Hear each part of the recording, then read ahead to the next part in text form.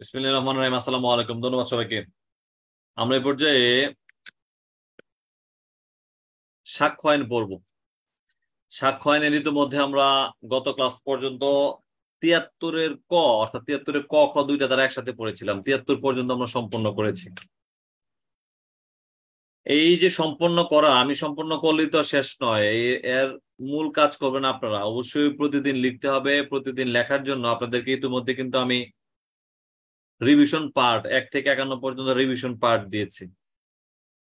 ৫২ থেকে ১০০ পর্যন্ত আবারও রিভিশন পার্ট দিব। So don't worry for that, দায়িত্ব আমার, বাট এটাকে আপনাকে কার্যকর করতে হবে, কাজে লাগাইতে হবে। তাহলে আমরা দেখতে পাই যেহেতু ৭৩ ধারা পর্যন্ত পড়েছি, আমরা একটু অধ্যায় ভিত্তিক অধ্যায়গুলো একটু মনে রাখা দরকার। বলেছিলাম যদি অধ্যায়গুলো আমরা একটু ক্লিয়ারলি মনে রাখতে পারি, যা আমাদের পরীক্ষার জন্য অনেক সহায়ক হবে আনসার ধরার ক্ষেত্রে। সেই জন্য আপনাদের কাজ যা বললাম যে অবশ্যই বেশি বেশি শুনবেন, বেশি বেশি লিখবেন। আমরা শুরু করি। আমরা দেখি ইতিমধ্যে আমরা সাক্ষ্য আইনে জেনেছি যে সাক্ষ্য আইনের জনক স্যার জেমস স্টিফেন সাক্ষ্য আইনের জনক। এই সাক্ষ্য আইন অনুযায়ী আমরা ইতিমধ্যে জেনেছি যে এই আইনে ১৬৭টা ধারা রয়েছে, যার মধ্যে অধ্যায় ভিত্তিক যদি চিন্তা করি তাহলে অধ্যায় ভিত্তিক হচ্ছে ১১টি অধ্যায়। আর অংশ যদি চিন্তা করি তাহলে সাক্ষ্য আইনকে ৩টা অংশে বিভক্ত করা হয়েছে।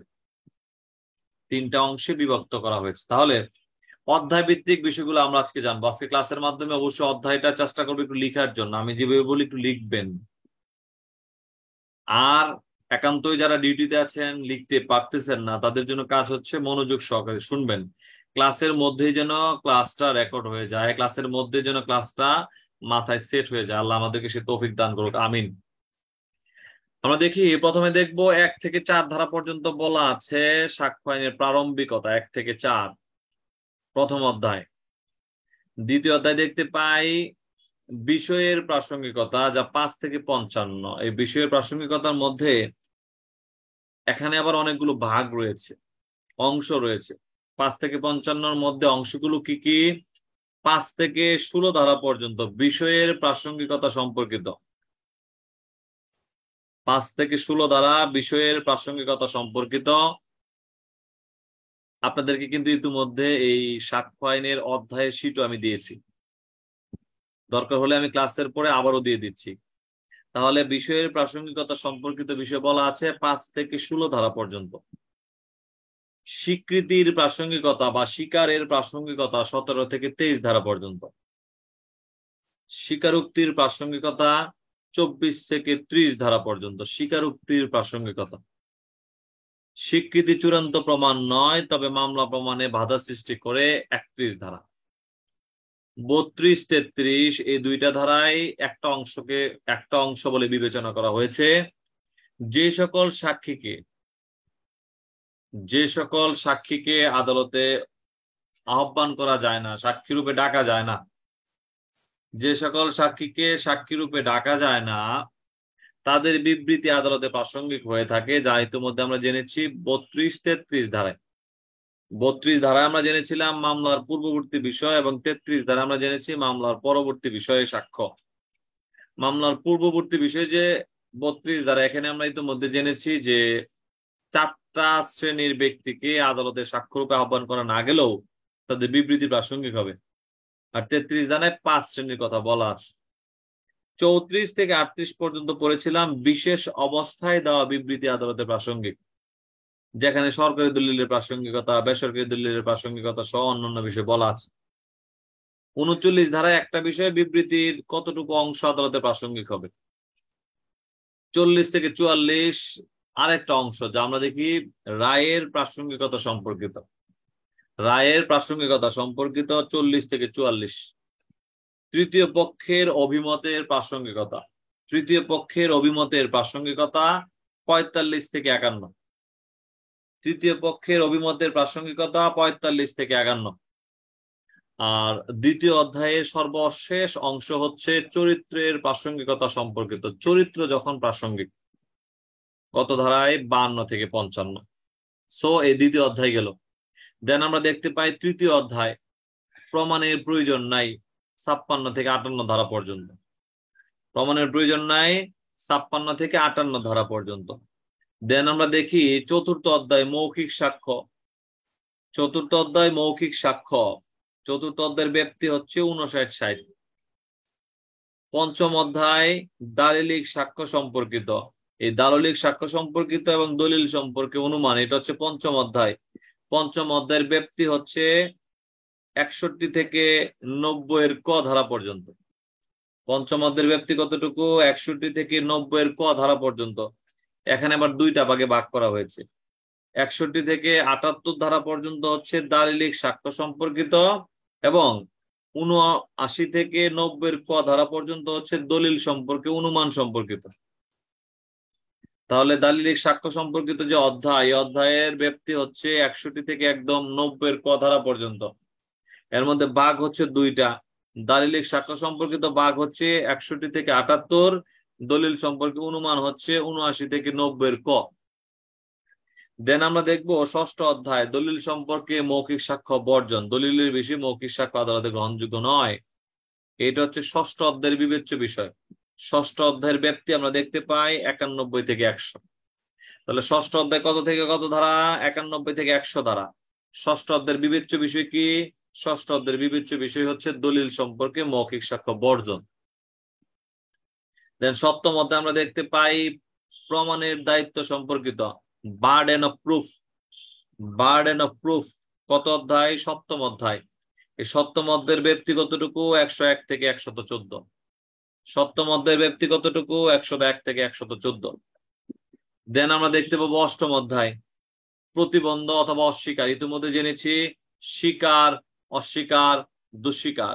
স্বীকার দ্যাট মিনস স্বীকৃতি, অস্বীকার দ্যাট মিনস প্রতিবন্ধ, দুস্বীকার দ্যাট মিনস স্বীকারোক্তি বা স্বীকারোক্তিমূলক জবানবন্দি।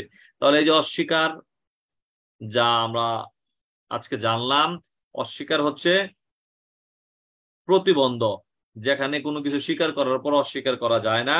এই যে অস্বীকারের বিষয়ে আমরা দেখতে পাবো 115 থেকে 117 ধারায় বর্ণিত আছে। অস্বীকারের বিষয় কত থেকে কত ধারায় বর্ণিত আছে? 117 থেকে 115 থেকে 117 ধারা পর্যন্ত বর্ণিত আছে।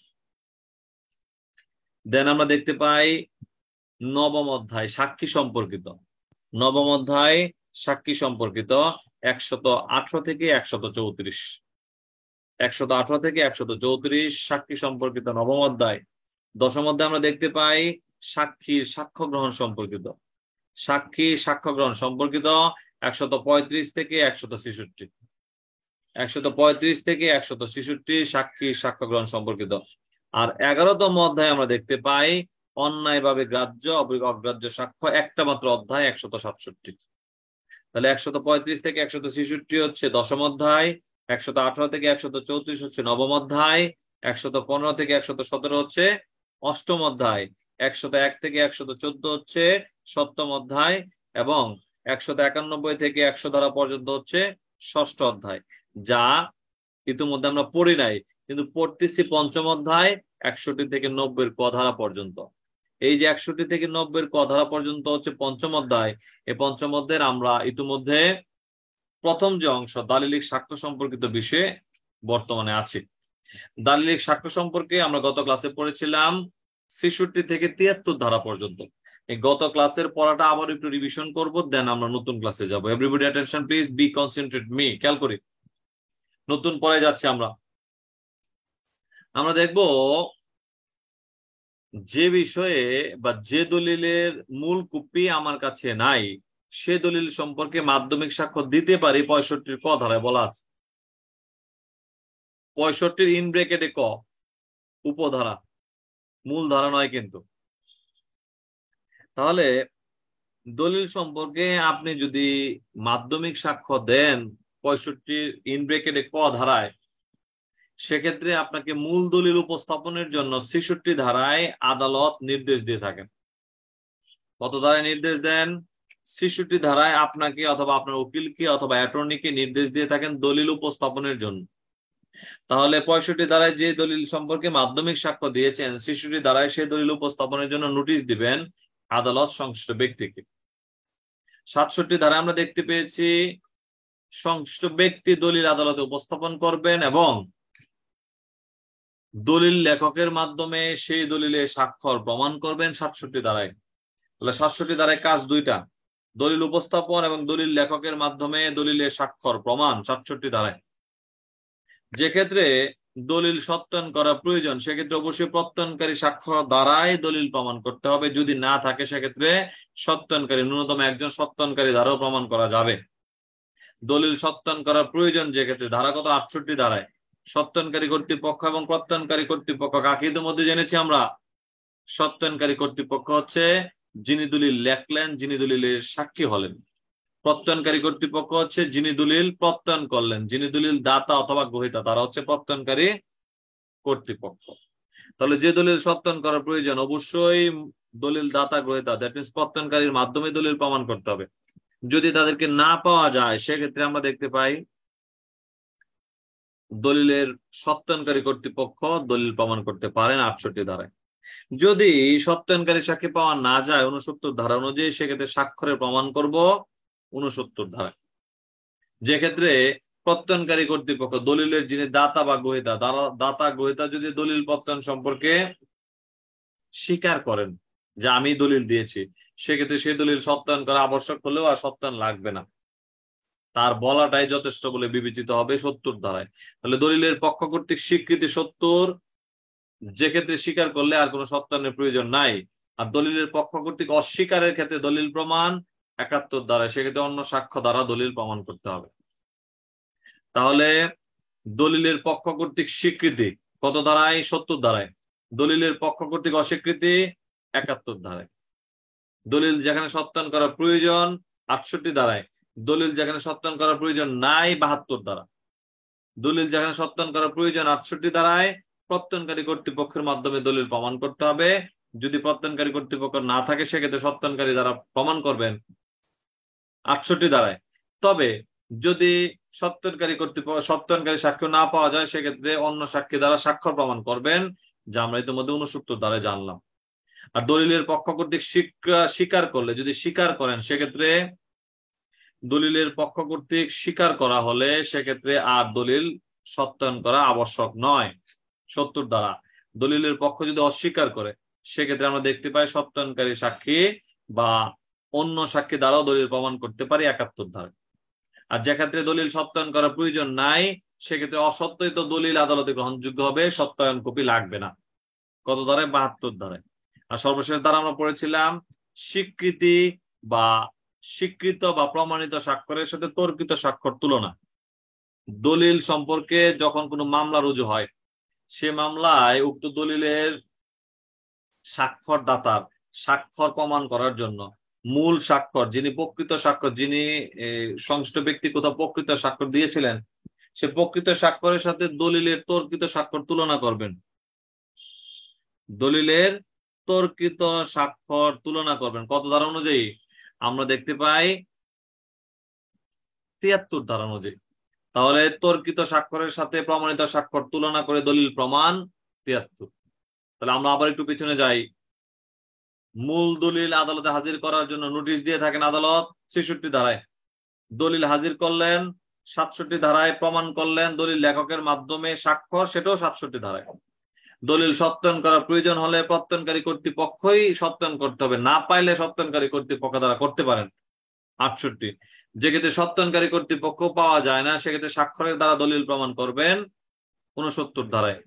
দলিলের পক্ষ কর্তৃক স্বীকৃতি যদি দিয়ে থাকেন সেক্ষেত্রে আর দলিল সত্যায়ন করা লাগবে না 70 ধারা। দলিলের পক্ষ যদি অস্বীকার করেন সেক্ষেত্রে অন্য সাক্ষ্য দ্বারা দলিল প্রমাণ করবেন 71 ধারায়। দলিল সত্যায়ন যেখানে প্রয়োজন নাই সেক্ষেত্রে অসত্যায়িত দলিলই আদালতে বিবেচিত হবে 72 ধারা। দলিলে স্বাক্ষর যেখানে প্রমাণ করা লাগে, স্বাক্ষর দ্বারা দলিল প্রমাণ, এক্ষেত্রে আমরা দেখবো স্বাক্ষর দ্বারা দলিল প্রমাণের বিষয় বলা আছে 73 ধারায়। স্বাক্ষরের সাথে স্বাক্ষর মিলকরণ তুলনা করে দলিল প্রমাণ করা যাবে 73 ধারায়। আর যদি ডিজিটাল স্বাক্ষর হয়, ডিজিটাল স্বাক্ষরও স্বাক্ষর দ্বারা প্রমাণ করবেন। আমরা দেখি স্বাক্ষরের সাথে স্বাক্ষর তুলনা করে প্রমাণ করবেন 73 ক হতে বলা আছে। আজকে আমাদের এই হচ্ছে বিষয় নতুন পড়া আমাদের। Everybody attention please. আমাদের নতুন পড়ায় দেখতে পাই 74-1। ইতিমধ্যে আমরা যখন 35 ধারা পড়ি, 36 ধারা পড়ি তখন আমরা জেনেছিলাম 74-1 আমরা দেখবো সরকারি দলিল কাকে বলে। সরকারি কর্তৃপক্ষ কর্তৃক প্রণীত দলিলকে সরকারি দলিল বলে। সার্বভৌম কর্তৃপক্ষ কর্তৃক সরকারি প্রতিষ্ঠানের বা ট্রাইব্যুনালের কর্তৃপক্ষ কর্তৃক বিচার বিভাগীয় শাসন বিভাগ কর্তৃক যে প্রণীত দলিল সেটাকে সরকারি দলিল বলে বিবেচিত করা হয় 74-1। বেসরকারি দলিল সরকারিভাবে সংরক্ষিত হলে সেটাও সরকারি দলিল বলে বিবেচিত হবে 74-2। 74 ধারা থেকে কি প্রশ্ন আসতে পারে? সরকারি দলিল কাকে বলে আলোচনা করুন। তাহলে সরকারি কর্তৃপক্ষ কর্তৃক প্রণীত দলিলকে সরকারি দলিল বলে বিবেচনা করা হবে। কত ধারায়? 74-1। বেসরকারি দলিল কখন সরকারি দলিল বলে বিবেচিত হবে? বেসরকারি দলিল তখনই সরকারি দলিল বলে বিবেচিত হবে যখন সরকারি কর্তৃপক্ষ কর্তৃক সংরক্ষিত থাকে। লাইক দ্যাট আমাদের জাতির পিতা বঙ্গবন্ধু শেখ মুজিবুর রহমানের প্রত্যেকটা লেখা, প্রত্যেকটা কার্যক্রম আমরা আর্কাইভ রূপে ঘোষণা করা হয়েছে, আর্কাইভে সংরক্ষণ করে থাকে। এই যে আর্কাইভে সংরক্ষণ করে থাকে, এই সংরক্ষণটা আমরা দেখে আইনের পরিভাষায় সরকারি দলিল বলে বিবেচিত হয়। তাহলে এই যে ব্যক্তিগতভাবে প্রণীত দলিল সরকারিভাবে সংরক্ষণ করলে সেটাও সরকারি দলিল বলে বিবেচিত হবে। কত ধারায়? 74-2। 74 ধারা আমরা জানলাম সরকারি দলিল কাকে বলে। বেসরকারিভাবে প্রণীত দলিল সরকারিভাবে সংরক্ষণ করা হলে সেটাও সরকারি দলিল বলে বিবেচিত হবে 74-2। ইন দ্যাট টাইম আমরা আরেকটা বিষয় জেনেছি, সরকারি দলিলের প্রাসঙ্গিকতা কত ধারায় পড়েছি আমরা? 35 ধারায় পড়েছি। তাহলে এই সরকারিভাবে প্রণীত সকল প্রকার দলিল ব্যতীত অন্য যত দলিল থাকবে, সরকারিভাবে প্রণীত দলিল অর্থাৎ সরকারি দলিল ব্যতীত বাকি যত দলিল থাকবে সব দলিল বেসরকারি দলিল বলে বিবেচিত হবে। কত ধারা অনুযায়ী? 75 ধারা অনুযায়ী। এই বেসরকারিভাবে প্রণীত দলিলের প্রাসঙ্গিকতা কত ধারায় পড়েছে আমরা ইতিমধ্যে? 34 ধারা। হিসাবের খাতায় লিখুনি, প্রাসঙ্গিক হবে কত ধারায়? 34 ধারায়। তাহলে 74-এর সাথে 35 আর 75-এর সাথে 34, তাহলে সরকারি দলিলের প্রাসঙ্গিকতা 35 ধারায়। সরকারি দলিল কাকে বলে? 74 ধারায়। বেসরকারি দলিলের প্রাসঙ্গিকতা 34 ধারায়। বেসরকারি দলিলের প্রাসঙ্গিকতা যদি 34 ধারায় পড়ে থাকি, বেসরকারি দলিল কাকে বলে এখন পড়লাম 75 ধারায়। এখন আমরা যাবো 76 ধারায়। সরকারি দলিল কে প্রত্যয়ন করতে ক্ষমতাবান? সরকারি দলিল কে প্রত্যয়ন করতে ক্ষমতাবান? আমরা দেখব সরকারি দলিল প্রত্যয়ন করতে ক্ষমতাবান হচ্ছে, সরকারি দলিল প্রত্যয়ন করতে ক্ষমতাবান হচ্ছে যিনি সরকারি দলিলের জিম্মাদার। ধরেন এফআইআর বহি, এফআইআর বহি থাকে কোথায়? এফআইআর বহি থাকে থানায়। এই এফআইআর বহিটা বা থানার যে জিডিপিডি সিডি কে সত্যায়ন করে? অবশ্যই অফিসার ইনচার্জ প্রথমে সত্যায়ন করে থাকে। তাহলে প্রত্যয়নকারী কর্তৃপক্ষ আমরা দেখবো 76 ধারা। 76 ধারা পর্যালোচনায় দেখা যায় সরকারি দলিলের প্রত্যয়িত অনুলিপি। সরকারি দলিলের প্রত্যয়িত অনুলিপি, সরকারি দলিল পড়লাম 74 ধারায়। যে ক্ষেত্রে সরকারি দলিল প্রত্যয়ন করতে পারেন সরকারি দলিলের জিম্মাদার, কত ধারায় বলছে? 76 ধারায় বলছে। সরকারিভাবে যে দলিল প্রত্যয়ন করা হলো, প্রত্যয়িত দলিলের উপাদান সমূহ আলোচনা করুন বা বৈশিষ্ট্য সমূহ আলোচনা করুন যদি বলে, উত্তর কি দিবেন? আমরা লিখবো সাক্ষ্য আইনের 76 ধারা মোতাবেক। সাক্ষ্য আইনের 76 ধারা মোতাবেক সরকারি দলিল যখন কোনো কর্তৃপক্ষ প্রত্যয়ন করেন, সে প্রত্যয়িত দলিলের বৈশিষ্ট্য বা উপাদান সমূহ নিম্নে আলোচনা করা হলো। অবশ্যই প্রত্যয়নকারী স্বাক্ষর থাকবে, অবশ্যই প্রত্যয়নকারী স্বাক্ষরের সাথে তারিখ থাকবে, তিনি যে জায়গায় কর্মরত আছেন স্থান সহ পদবি থাকবে, অবশ্যই তার সিল মোহর অঙ্কিত থাকতে হবে। তাহলে সরকারি দলিলের প্রত্যয়নকারীকে প্রত্যয়ন করতে পারেন কে? অবশ্যই সরকারি দলিলের জিম্মাদার করতে পারেন। কত ধারা অনুযায়ী? 76 ধারা অনুযায়ী। এছাড়া আমরা দেখতে পাই সরকারি দলিল যিনি প্রত্যয়ন করবেন, এই প্রত্যয়ন করাকালীন তার স্বাক্ষর থাকা আবশ্যক, তার সিল থাকা আবশ্যক, নাম পদবি তারিখ থাকা আবশ্যক। কত ধারায় পড়েছে? 76 ধারায় পড়েছে। আপনি একটু মেমোরিটা অন্যদিকে নিয়ে যান, প্রবিধানের দিকে পড়েন। প্রবিধান পর্যালোচনা আমরা দেখতে পাই যখন সরকারি দলিল, ধরেন এফআইআর লেখা হওয়ার পরে এফআইআর কপি কোথায় কোথায় যায় আমরা পড়েছি না? 5টা কর্তৃপক্ষের কাছে যায়। থানা থেকে প্রথমে সার্কেল অফিস, দেন কোর্ট দেন, পুলিশ অফিস দেন। এছাড়া আমরা আরো কোথায় দেখতে পাই, সংশ্লিষ্ট ডকুমেন্টেও থাকে। এই যে কপিগুলো থাকে, এই কপিগুলো থাকার বিষয়ে আমরা দেখবো যে ধরেন সার্কেল অফিসের কপি হারিয়ে গেছে বা কোর্টের কপি হারিয়ে গেছে, সেক্ষেত্রে ওই কোর্টে প্রত্যায়িত কপি উপস্থাপন করলে কোর্ট মনে করবে ইয়া সঠিক, এবং কোর্টে সে প্রত্যায়িত অনুলিপি উপস্থাপন করে দলিল এই দলিলটি প্রতিস্থাপন করা যাবে। অর্থাৎ আপনাদের 2020 সালে একটা প্রশ্ন আসছিল, প্রত্যায়িত দলিল উপস্থাপন করে দলিল প্রমাণ করুন। যে ক্ষেত্রে দলিল পুড়ে গেছে সেক্ষেত্রে কিভাবে প্রমাণ করবেন? আমরা দেখতে পাই যদি কোনো দলিল পুড়ে যায় সেক্ষেত্রে প্রমাণ করবেন অবশ্যই যে কর্তৃপক্ষ দলিল প্রদান করেছেন সেই কর্তৃপক্ষের প্রত্যয়নের মাধ্যমে বা প্রত্যয়িত কপি, সেই কর্তৃপক্ষের প্রত্যয়িত কপি যেখানে অর্থাৎ কোর্টে যদি আপনি উপস্থাপন করেন সেই দলিল আদালতে বিবেচ্য হবে এবং প্রমাণ করা যাবে। তাহলে প্রত্যয়িত করবেন হচ্ছে সরকারি দলিলের জিম্মাদার, যা আমরা ৭৬ ধারায় পড়েছি। এই প্রত্যয়িত দলিল আদালতে উপস্থাপন করে প্রমাণ করবেন ৭৭ ধারায়। কত ধারায়? ৭৭ ধারায়।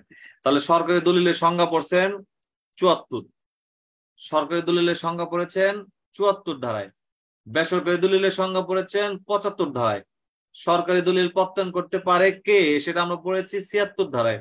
আর এই প্রত্যয়িত কপি আদালতে উপস্থাপন করে প্রমাণ করা যাবে বা প্রত্যয়িত অনুলিপি উপস্থাপন করে দলিল প্রমাণ করবেন ৭৭ ধারায়। আর ৭৮ ধারায় আমরা দেখতে পাই অন্যান্য সরকারি দলিলের কথা বলা আছে।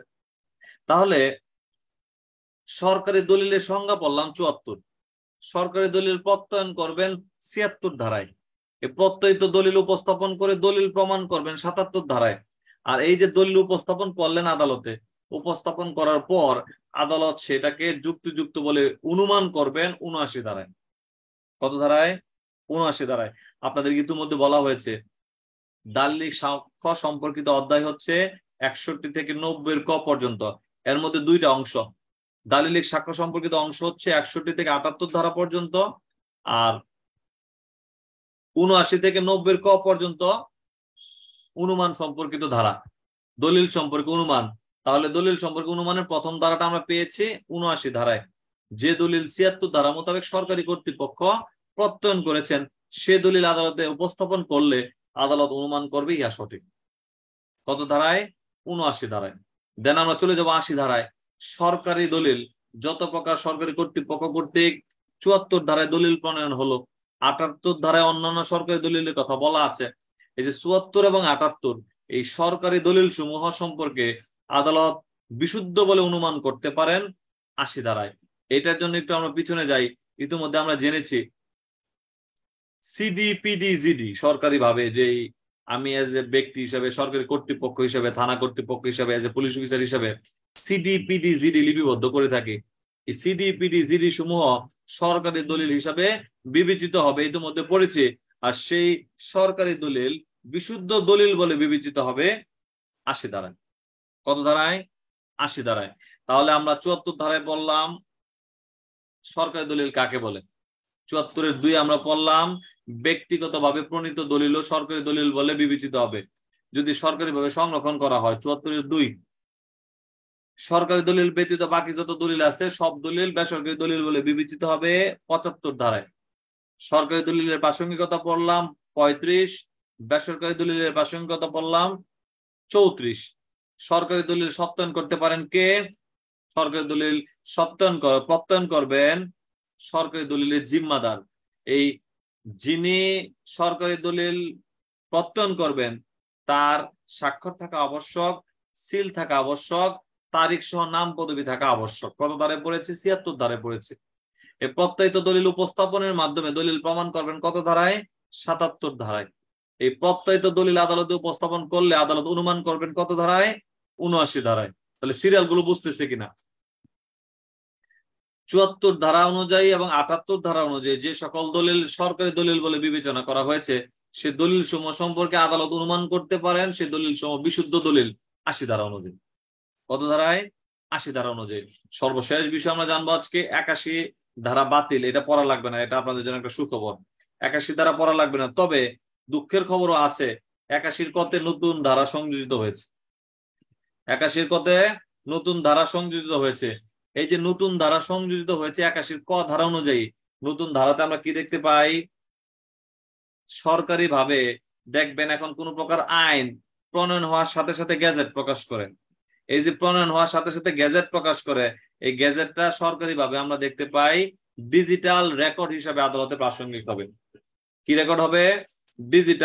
ডিজিটালাইজড ভাবে আমরা দেখতে পাই যদি 81 ক ধারা অনুযায়ী ডিজিটাল আকারে গেজেট প্রকাশ করা হয়, ডিজিটাল আকারে গেজেট প্রকাশ করা হয়, সেই গেজেট সম্পর্কে আদালত অনুমান করবে 81 ক ধারায়। তাহলে আমরা এই 81 ক ধারা পর্যন্ত আজকে পড়বো। ডিজিটাল আকারে প্রকাশিত গেজেট সম্পর্কে অনুমান 81 ক, প্রত্যয়িত অনুলিপি সম্পর্কে অনুমান 79 ধারায়, সরকারিভাবে প্রণীত প্রত্যেকটা দলিল বিশুদ্ধ দলিল বলে অনুমান করবেন 80 ধারা অনুযায়ী। অন্যান্য সরকারি দলিল কত ধারায় পড়েছি? 78 ধারায় পড়েছে। প্রত্যয়িত দলিল উপস্থাপন করে দলিল প্রমাণ কত ধারায় পড়লাম? 77 ধারায় পড়লাম। প্রত্যয়ন করতে ক্ষমতাবান কে? সরকারি দলিলের জিম্মাদার কত ধারায় পড়েছি? 76 ধারায় পড়েছি। প্রত্যয়িত যে দলিল, এই দলিলের প্রত্যয়ন করার জন্য কি কি উপাদান বিদ্যমান থাকবে?